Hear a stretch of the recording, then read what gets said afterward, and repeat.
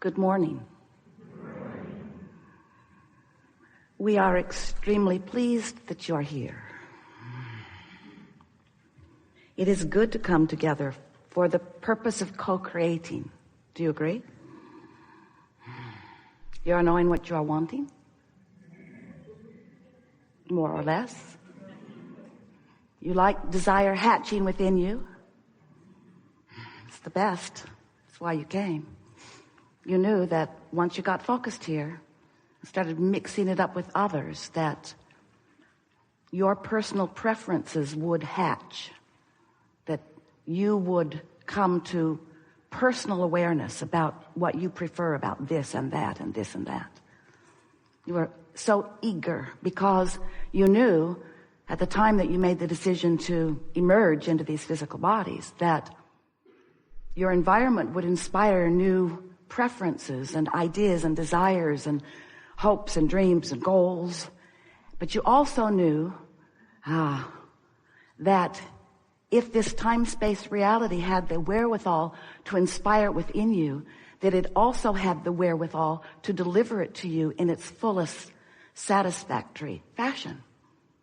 Not one of you said, I'll go and I'll find things that I want and then I will accept my lot in life. I'll stand among those who have not, feeling envy and hatred for those who have. Not one of you said that. You all knew that you were the creator, are the creator of your own reality. And that if an inspiration is born within you, that the full realization of it is not just possible, but certain. But sometimes along your way, you sort of got sidetracked from focusing upon what you wanted and started talking about why you didn't like the absence of it. Jerry and Esther sat on the front porch of their house a few years ago in San Antonio in the middle of a drought. Never happens to you, we know. And Esther said, Abraham, what can we do about bringing some rain? And we said, why do you want the rain? And Esther said, because the ground is parched and the bushes are thirsty and all of the little critters out there in the bushes are having a hard time finding water. And our gardens are suffering. And we said, you're not answering our question. We're asking you, why do you want rain? Not why do you not want it not to rain? And it was a startling thing for Esther because at that point early on in our conversations, she was confused about what she was actually focusing upon. Because every subject is really two subjects, with wanted on one end of the stick and the absence of what's wanted on the other end of the stick. And sometimes without even knowing it, you are a perfect vibrational match to the wrong end of the stick. And you don't even know that you are because it's a sort of common thing. It's a sort of common thing to talk about why the problem is a problem rather than why the solution will feel good or what it is about the solution that you are looking for. So it is only when you come to realize that you are vibrational beings in a vibrational universe and that the vibration that you are outputting as a result of what you're focused upon equals your point of attraction. So you have this point of attraction, this vibrational offering that is swirling around you everywhere you go, and law of attraction is answering it. And you can tell what you've got swirling around you in terms of this vibrational climate that you create, no one else does, in two ways. By the way you feel, the better you feel, the better your climate in terms of what it's allowing into your experience, and by what's coming into your experience, because what's happening around you, the conversations you have, the people you meet, the way they behave when you meet them, the way you behave when you meet them, everything that is happening in your world to you is about one singular thing, and that is about your point of attraction, practiced or not. Your point of attraction, deliberate or by default. Your point of attraction that you've prepared deliberately or that is happening because of your response to things. So as you are moving through your life from day to day, You're mixed up with a lot of things, aren't you? You hardly are by yourself. You are involved with so many others on so many topics at so many levels. And in most cases, you are having emotional, we'll say that first. We really want to say vibrational, but we want you to hear it. You're having emotional knee-jerk responses to life, which amount to your practiced point of attraction. So the question that we want to put to you right off the bat today as we're getting started is this. Is your point of attraction, which is everything, it's the only thing that matters to you, is your point of attraction deliberate or by default? That's the first big question. But next we want to ask you, is your point of attraction something that you are offering because you've prepared the climate around you? By deliberately thinking, by deliberately appreciating, by deliberately looking for positive aspects, by deliberately meditating, by deliberately quieting your mind, by deliberately awakening and looking for thoughts that feel good, by deliberately making the best of things, by deliberately making lists of things that please you, by deliberately rampaging about things that please you. Is your point of attraction because you've prepared your point of attraction like that? Or is your point of attraction a knee-jerk response to the email you just got, or to something that somebody else said, or to something that you've been living, or something that you remembered, or a grudge you've been carrying around for a really long time? And what makes up your point of attraction? What makes it up is the thoughts you think. The question is, why are you thinking the thoughts that you are thinking? Are you doing it on purpose, or are you doing it by default? And so we talked to you about law of attraction. We told you it was a powerful law. And we said to you, you get what you think about whether you want it or not. And we said to you, you can tell by the way you feel whether what you are thinking about is what you want or whether it is the absence of what you want. And then we began to explain to you that there is a vibrational reality that is the precursor of all manifested reality. It's the vibrational version. It's the version you practice in your mind. It's the version that you practice through living of life. It's a vibrational version. You are spinning off this vortex of powerful positive creation. Because when you know what you don't want, you know what you do want. If you're rude, you want to be nice. If someone is rude, you want them to be nice. If you have not enough of something, you want it. The contrast helps you launch these rockets all day, every day. And we want you to understand that there's a vibrational version of what you desire that is a reality. It is a vibrational reality.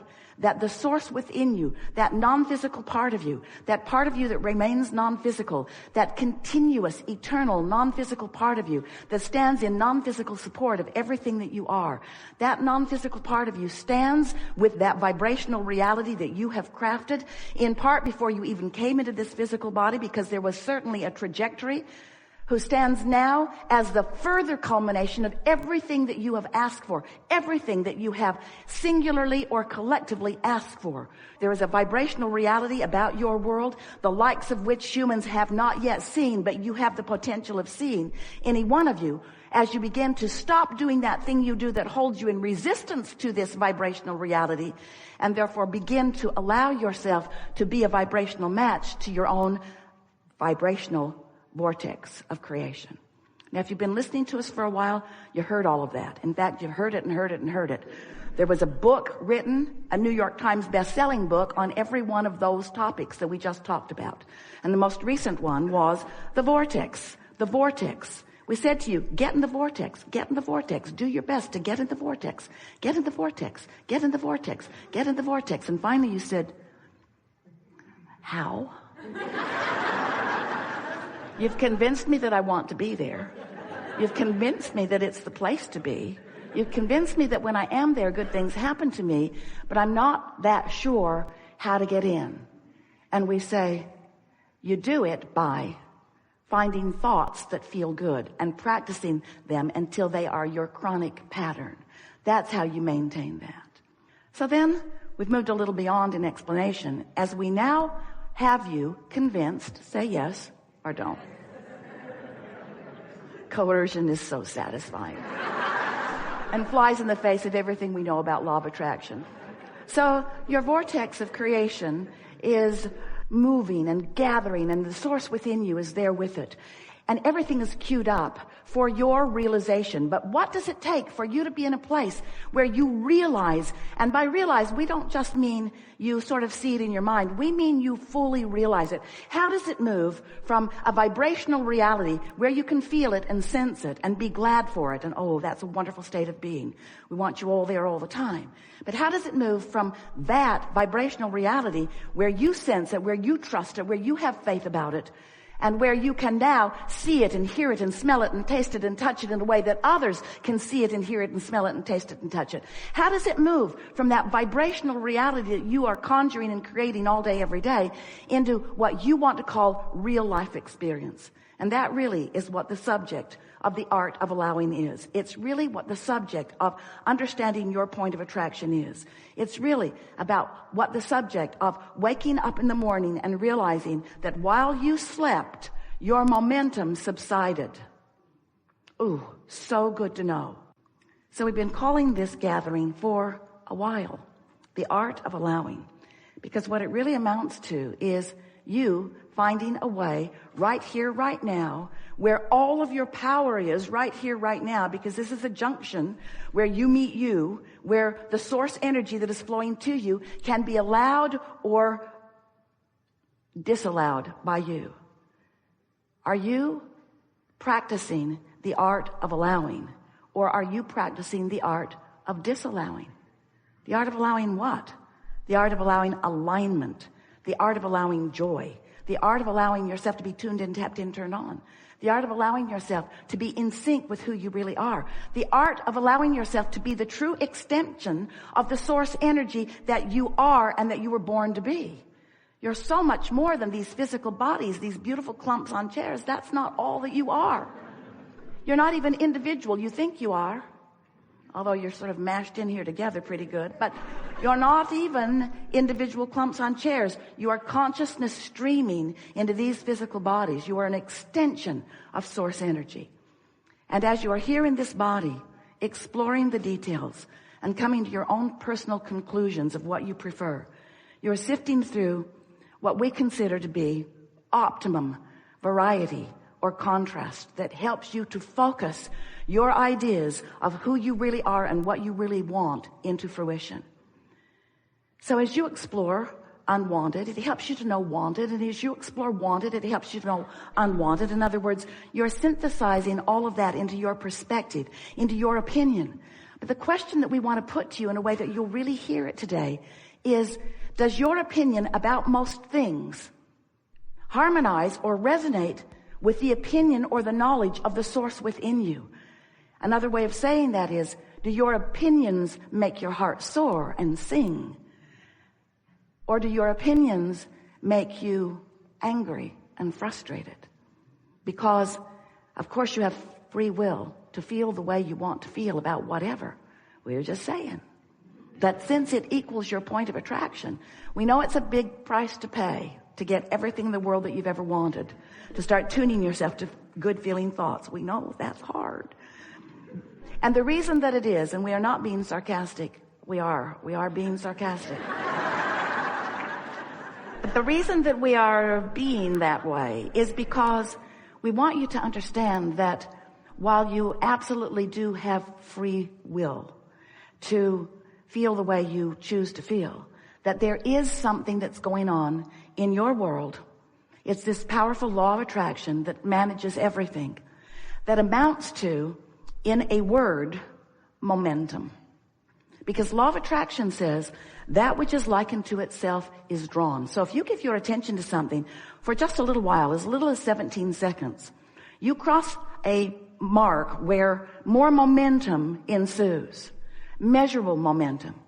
Hold that same thought, non-diluted, non-restricted, for another 17 seconds. Another thought like it joins it. And once you cross the 68-second mark, we're not kidding you at all about this. There's enough momentum going in your vibration for you to notice a difference in your point of attraction. So, have you been listening to us for a while? If you have, you've heard a sort of unfolding of a way for you to look at your world, at your life, that is maybe different from what you've been hearing or understanding before. And the reason that we've been presenting it to you as we are is because we wanted to find a way to get your attention to say things that you don't automatically begin to rebuff with the sort of